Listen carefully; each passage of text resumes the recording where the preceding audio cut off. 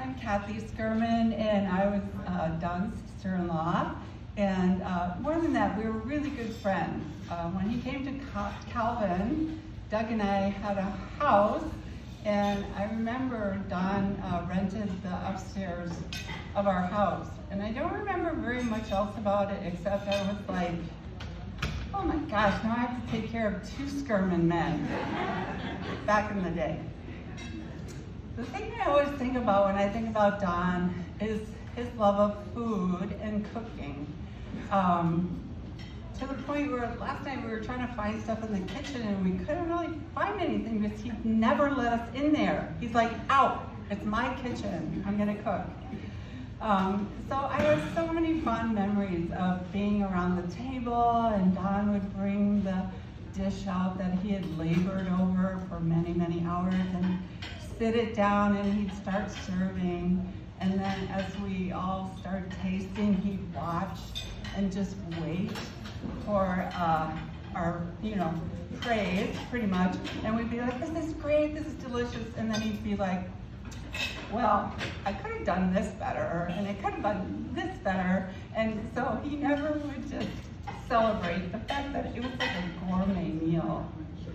The other thing I remember about him is his love of beer, and he'd always like tell us long stories about his brewing and bring out the latest brew, and again sit and watch while we were sipping the beer and telling us all of the fine details of how it was made and what went in it and why it smelled the way it did and blah blah.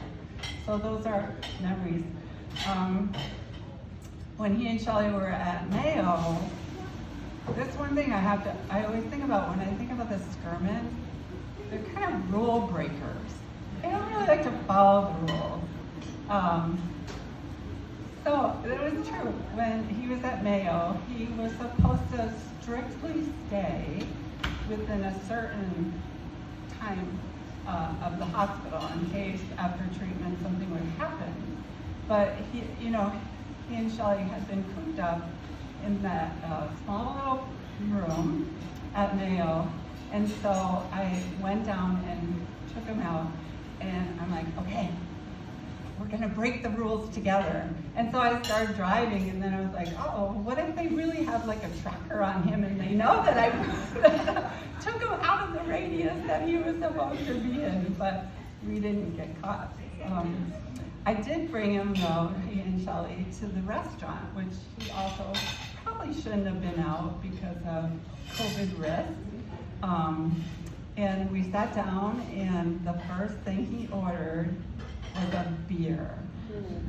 And he said, I know I'm not supposed to have this, but I don't care. And when it came and he took the first sip, his face just lit up, and he was so happy.